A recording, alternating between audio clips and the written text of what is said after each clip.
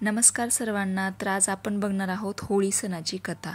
शेवटचा मराठी महिना फाल्गुन आणि या महिन्यातील पौर्णिमेला येणारा सण म्हणजे होळी.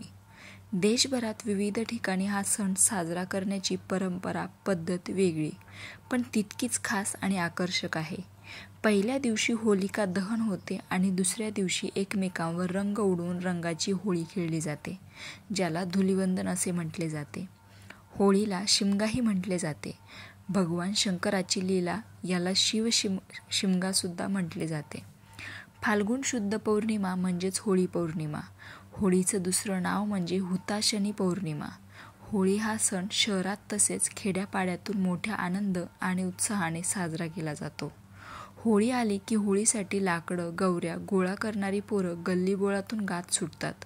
होळी रे होळी पुरणाची पोळी किंवा होळीला गवऱ्या पाच पाच डोक्यावर नाच नाच. लाकडं गवऱ्या गोळा केली जातात. मग घराच्या अंगणात किंवा चौकात एक मोठी एरंडाची फांदी उभी करतात. त्यांच्या भोवती लाकडं गवऱ्या रचतात. संध्याकाळ झाली की होळी पेटवतात. सवाष्णी, मुलं मुली, मोठी माणसं सर्वजण या होळीची पूजा करतात. होळीला पुरणपोळीचा नैवेद्य दाखवतात. जे जुनं आहे, कालबाह्य आहे, अमंगल आहे त्या सर्वांचा जळून नाश करायचा. नव्याचा, चांगल्याचा, उदात्ततेचा स्वीकार करायचा. हाच होळीचा खरा संदेश आहे. होळी सणामागील उद्देश: दुष्ट प्रवृत्ती, वाईट अमंगल विचार याचा नाश करून चांगली वृत्ती, चांगले विचार अंगी बाळगावे हा या सणामागील उद्देश.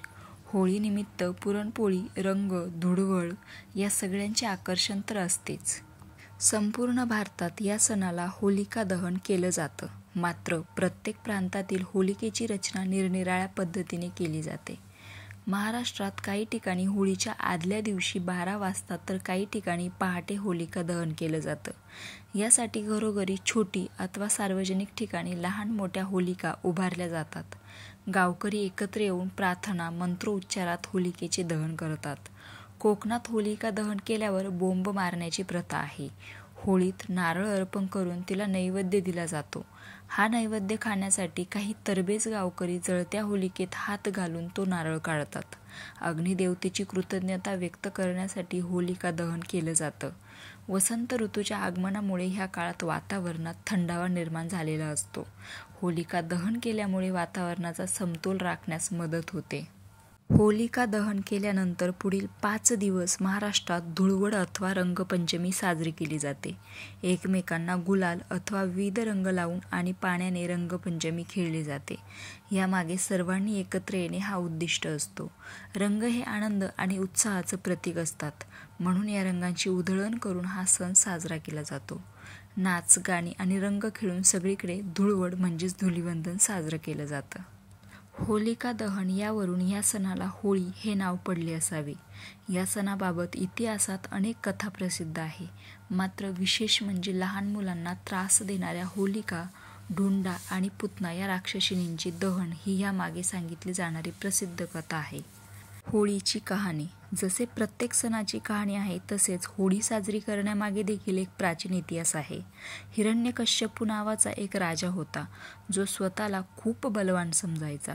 स्वतःच्या अहंकारामुळे तो देवतांची घृणा करायचा. तसेच त्याला देवांचा देव भगवान विष्णूचे नाव ऐकणे देखील पसंत नव्हते. परंतु त्याचा पुत्र प्रल्हाद हा भगवान विष्णूचा परमभक्त होता आणि हे हिरण्यकश्यपूला अजिबात पसंत नव्हते. तो वेगवेगळ्या प्रकारे त्याला घाबरवण्याचा प्रयत्न करत असे, जेणेकरून पुत्र प्रल्हाद भगवान विष्णूची उपासना करणे सोडून देईल.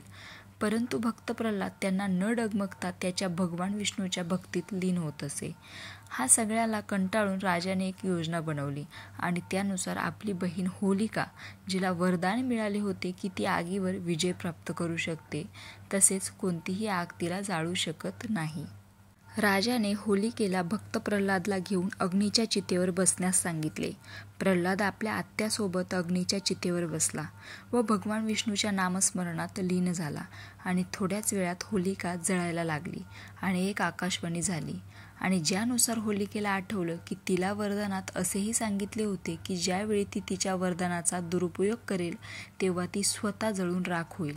फक्त प्रल्हादाला अग्नी काहीही करू शकला नाही, मात्र होलिका त्या अग्नीत जळून भस्म झाली.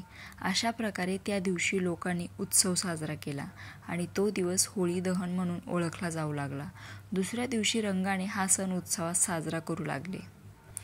देवी लक्ष्मीला प्रसन्न करण्यासाठी घराबाहेर पिवळ्या आणि लाल रंगाने रांगोळी काढा. वास्तूमधील रंगाशी संबंधित उपायांचा अवलंब करून अनेक प्रकारचे वास्तुदोष दूर केले जाऊ शकतात. अशा रंगाच्या रांगोळ्या काढल्याने देवी लक्ष्मी प्रसन्न होऊन आपल्या भक्तावर आशीर्वादांचा वर्षाव करते अशी मान्यता आहे. वास्तुशास्त्रानुसार होळीच्या दिवशी मोत्याचा शंख आणावा. यानंतर पूजागृहात ठेवून त्याची नित्यपूजा करावी. असे केल्याने घरात सुख समृद्धी येते असे मानले जाते. दुसरीकडे हा मोती शंख देवी लक्ष्मीसमोर ठेवल्यास जीवनातील आर्थिक संबंधित समस्याही दूर होऊ लागतात. याशिवाय व्यवसायात गडबड होत असेल तर होळीच्या दिवशी मोत्याचा शंख घेऊन त्याची पूजा करून व्यवसायाच्या ठिकाणी ठेवा. असा विश्वास आहे की लवकरच त्याची सकारात्मक ऊर्जा व्यवसायात देखील नफा मिळवून देईल. घरात नैऋत्य दिशेला सहकुटुंब फोटो किंवा सूर्यफुलाचे चित्र लावा. होळीच्या दिवशी तुम्ही तुमच्या कार्यक्षेत्रात सूर्यदेवाचे चित्र लावू शकता. उगवत्या सूर्याचे चित्र लावल्याने तुम्हाला खूप फायदा होईल. हे चित्र लावताना तुम्हाला दिशेची विशेष काळजी घ्यावी लागते. वास्तूनुसार ऑफिस किंवा दुकानात उगवत्या सूर्याचे चित्र पूर्व दिशेलाच लावावे. असे केल्याने कुटुंबातील कलह दूर होतो असे मानले जाते. याशिवाय प्रत्येकाचे एकमेकाबद्दलचे प्रेम आणि आपुलकीही वाढते. तसेच शत्रूंची वाईट नजर दूर होते आणि देवाच्या कृपेने त्यांचा आपोआप पराभव होतो. वास्तुदोषामुळे पती-पत्नींमध्ये सामंजस्य असतानाही अनेकदा वाद होतात. हे वाद दूर करण्यासाठी होळीच्या दिवशी बेडरूममध्ये राधाकृष्णाचे चित्र लावावे. आपण घरामध्ये भगवान श्रीकृष्ण आणि राधाच्या मूर्ती देखील स्थापित करू शकता. वास्तुशास्त्रानुसार होळीच्या दिवशी घराच्या मुख्य दरवाजावर विघ्नहर्ता श्री गणेशाचा फोटो किंवा मूर्ती लावा. तुम्हालाही तुमच्या खचलेल्या हरलेल्या जीवनाला जर पुन्हा उभारी द्यायची असेल तर तुम्ही नक्की वास्तुशास्त्राचा अभ्यास करणे गरजेचं आहे. आणि माझ्या चॅनलवर असेच नवनवीन वास्तुशास्त्र रिलेटेड व्हिडिओ येत असतात, त्यामुळे माझ्या चॅनलला नक्की सबस्क्राईब करून ठेवा. रामकृष्ण हरी.